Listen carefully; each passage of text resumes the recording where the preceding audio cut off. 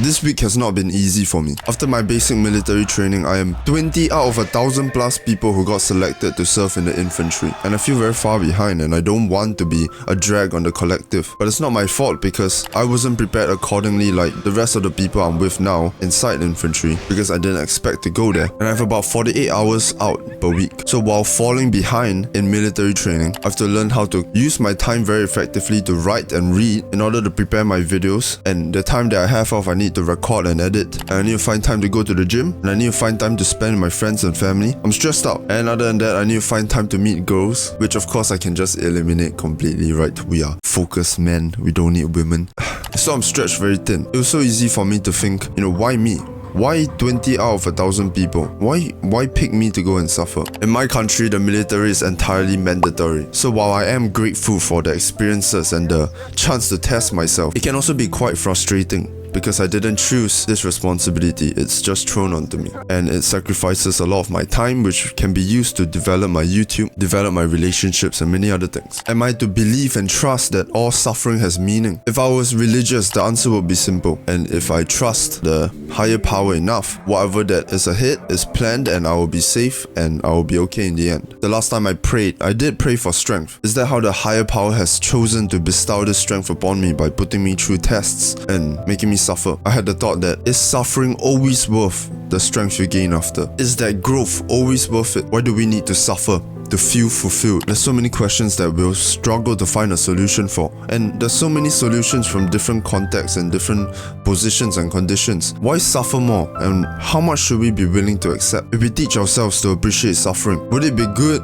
to take on other people's suffering? Wouldn't that be taking their opportunity for growth from them? Doesn't that mean helping people means you're actually taking from them, if suffering means strength, and strength is a good thing? And will we become just a person that people throw responsibility on if we are willing to take on suffering? And will that stretch us too thin from doing the things we actually want to do? How much is growth and resilience really worth? Does being strong make us more attractive? Does it increase our chances of success? Does it make us feel happier or more fulfilled or more grateful? How much is learning about ourselves through suffering worth? How much suffering should we take on willingly? Because to become a person of substance, to give your character depth and to become interesting, to be special and important, we must choose to suffer sometimes, even if life already gives us plenty. Is growth the meaning of life? To grow extensively and eventually see how far you've come on your deathbed. If we always choose to see the positive side while suffering, will that stop us from considering alternatives to suffer? And if we stop considering alternatives, will the suffering eventually accumulate to irreparable damage, which could take away our chances for more fulfillment and more growth? Whether it's by delusion or not, it's important that we take pride in having strength and having the ability to overcome your suffering. Unwilling suffering is what breaks people, but it's because we take pride and because we find importance in having strength. The stronger we are, the more capacity we have, the more valuable we are to our tribe. That's why we have to tell ourselves and remind ourselves that we're strong. That's why we can take it. That's why we are being tested. Because if you constantly let the world box you in with all its endless suffering, not only do you become depolarized, but the more you run away, the less room you have to run. And eventually, you will experience hatred from all angles. You'll be frustrated, confused, and lonely. Why do we need to suffer to feel fulfilled? Well, it's simple. Suffering is a test of our soul and our spirit. It's a tangible experience because it is true suffering that we bond with our spirit, and it's true suffering that we take pride in being human and value humanity. And suffering will teach you more about yourself than peace ever could. Suffering helps you maintain a masculine frame. People always mention that your true self comes out when you suffer, because you start relying on your instincts and your habitual thoughts. Your righteousness clears and your true intention comes out when you're under the fire of suffering. And as you come more in contact with that version of you, the more complete you become, because you understand more about yourself than you ever had. Taking pride in suffering and taking pride in being strong, even by delusion, is oddly really powerful and really important. Show them how powerful you are. Show them how much you can take. Show them why you deserve to provide and protect. That feeling of duty to be tested, to showcase your strength, that is something very fulfilling in of itself. But without this duty to be strong, without this duty to experience and to be tested, all forms of suffering becomes unwilling, and that risks you being broken by your suffering. Revelations are what give you gratitude. Suffering is what helps you see the beauty in affectionate parents, naive children, elderly having conversations. Having suffered is what makes the joy of people living in peace so much more beautiful. Suffering also tells you who you can really trust, who is really there for you when you need it, and who will will you call when you need it? But many times that suffering can also show you that you don't have anybody to call. That loneliness that comes after suffering could be the intense suffering in of itself, that you don't really have anyone there for you, that you can't let yourself be dependent on someone, and that's terrifying. But that doesn't mean there isn't any hope left for you. We aren't born with the perfect people around us that we can depend on. So why should that change anything for you? Through suffering comes actual trust, actual admiration, actual self-respect. That's why suffering is important. You feel more of a sense of belonging to the world because you have made sacrifices to strive here. Is suffering always worth the growth afterward? Nobody wants their parents to die unexpectedly or go bankrupt. Nobody wants to be sexually abused. There is a level of intense suffering where it becomes very, very difficult to say, I'm grateful for this because it made me who I am today. You can't really expect someone to fully recover from these kinds of situations. Go tell a victim of rape to be grateful for the strength that the events they have experienced has given them. Yeah, that's absolutely fucked up. Will you say they are weak because they are unable to recover from being raped? Does that mean they lack strength? I put a poll out on my YouTube channel, and most people say suffering for the potential growth is always worth it. Is it really? Do you think these people who have been sexually abused or absolutely tormented in life would agree with you? Does that make the suffering meaningless since they didn't grow from it but instead become emotionally scarred?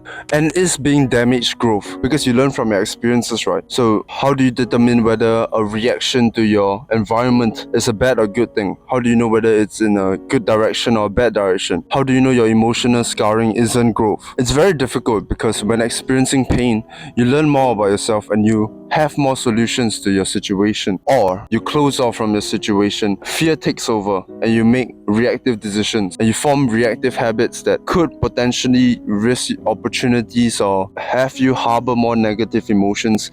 How do you tell what is good and bad when the only answer you have is to follow the consequences your actions give you and maybe trust in some of the words people tell you? Would you say someone is weak because they are unable to live normal lives after their parents are taken from them unexpectedly from a young age, from some sort of unexpected illness or criminal activity, or maybe they lost a friend or a loved one in the same way? Does that make them weak? Will you tell someone who has suffered that extensively to be grateful for their suffering? Having the strength to move forward is looked up to, is admired, because strength represents status. It showcases your capacity and your ability to handle yourself and the situations around you. Strength is the will and the perseverance to continue to live, to continue to try, and to continue to fight. But when somebody is absolutely broken by unwilling exposure to some sort of intense suffering, does that make them weak? Or were they simply never given the chance to show their strength because their limit was already broken before they had the chance to develop their strength? And these people who have experienced terrible events that tear the trajectory of their potential lives altogether, are they forever going to be victims? Or would you say it's simply a choice to grow and move on? Does it ruin their lives forever if they don't recover?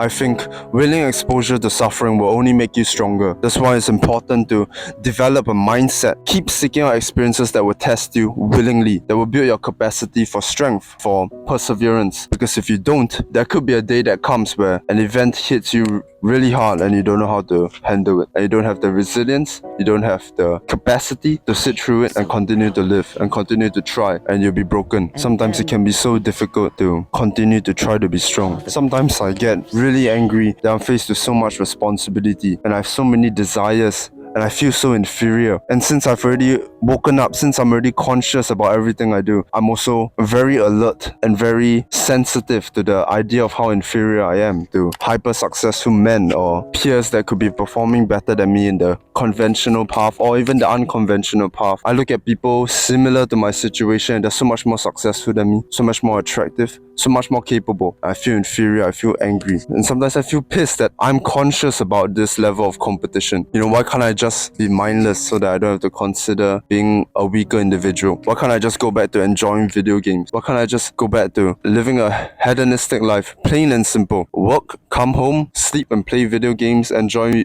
media, watch YouTube and TV shows. I can't do that anymore. In order to be something of substance, you have to risk failure while pursuing these events of suffering that could lead to absolutely nothing. Even if suffering comes with guaranteed added strength, sometimes I stop to think, what do I need all this meaningless strength for? My peers don't even deliberately search out events to make them stronger. Even if I'm stronger than everyone I know, who really cares? What does that bring me? Pride? I guess status, and men love status. I love status. But what do I truly desire behind having all this strength? And what's the meaning to it? And will it be worth it? Will everything be worth all the struggles I put myself through, internally and externally? But at the same time, I understand that pleasures are fleeting. Short-term desires like comfort and excitement will go away the next day. Even if the food tasted incredibly good for lunch, tomorrow you don't really remember it. And the next week, you don't give a shit about it. You play a video game that's really good and very exciting with your friends, doesn't matter the next day. But when you dedicate yourself to an ideal, when you build a story for yourself, and you take pride in being strong, and you deliberately go seek out experiences to build new relationships and earn this fulfillment, and let yourself be overcome by a sense of duty and responsibility to serve, to chase your desires, to chase your ideal self, that chase doesn't end. Next week, that chase doesn't end. You can always become better. You can always become closer to your ideal self. And dedicating yourself to an ideal like that gives your life perpetual meaning. That's why we want to be strong. And with that meaning comes hope, comes gratitude, comes something to look forward to and something to work towards every single day. And that purpose, that meaning will always mean something. That sentence made no sense, but you get what I mean. If you consume some YouTube video or play some video game, all the excitement disappears the next week. But when you commit yourself to your ideal, all that purpose, that passion, that responsibility, it carries next week, it carries next month. And though the meaning can't really be reasoned with, though you can't really write it down why it's so meaningful to you, though you can't really analyze and calculate and quantify all your passions and your need to be responsible and fulfilled, it all adds up to something cosmic, and it will conduct your life forever. If you find the purpose, you can continue to seek fulfillment, and you will be fueled with the need to strive for months, for years. And I truly believe that's the way to live. Committing yourself to an ideal and seeking it out, that's absolutely beautiful. I think we've all asked ourselves this question before. Why must we suffer? Why me? Is everything already pre-planned for us to build us into a certain person or to fit a certain role? I don't know. Religion has plenty of opinions. Philosophy has plenty of ideas. By the end of the day, however we choose to look at it, suffering is going to come. And to become someone of substance, we are going to have to choose to suffer sometimes. Which adds on to the suffering that we are unwillingly given. And whether that's worth it or not is completely up to you. Under my conditions, I've come to the conclusion that if that suffering doesn't harm anyone else but me, not even potentially, I shall take on new experiences even if it means I suffer. I spent 6 months focusing on self-improvement, fitness, YouTube, mental health, without going out to experience, without going out to live, without going out to suffer. Sure, being focused and working hard brings its own suffering, like stress and having to manage and organize and being hard on myself, but it isn't exposing yourself to multiple threats. It isn't giving you suffering that will truly test you and truly build you. If the reward is new relationships, new opportunities to test myself, new meaningful responsibilities, then if I must suffer extensively, I will accept that. It's also important to consider your opportunity costs. It's very difficult to tell whether you are simply running away from the things you already have on hand when chasing new experiences and responsibilities. Weigh your decisions, take your time. Growth is valuable because it's beautiful, it's real, tangible, and will conduct the rest of your life permanently. If someone, however, is throwing these responsibilities at you, you must be very sharp. You are not inclined to help everyone around you. Even though we have the wonderful, primitive desire to be the provider and the protector, too much needless suffering will stretch you too thin, and to become powerful and admired, you have to focus on some things you have to prioritize eventually. If you limit yourself to a handful of paths that you ideally want to follow versus spreading yourself thin and helping everyone and taking on every responsibility and every experience you see, your priorities will be the sacrifice if you're constantly trying to help people and not being smart in taking on responsibilities and experiences. You could turn resentful, your family's welfare could be sabotaged, your capacity is lessened, which could give you emotional outbursts. Is suffering always worth it for the growth afterwards? I frankly do not know. It's a lifelong journey to suffer. No matter the answer, we will never know until it is all over. I hope you make the best decisions you can and experience ultimate fulfillment and growth. I pray that you're never lonely. I pray that the suffering doesn't turn you into a monster. I pray that you come out of the other side with gratitude for your growth and you are at peace with yourself, with the choices you've made. To better boat.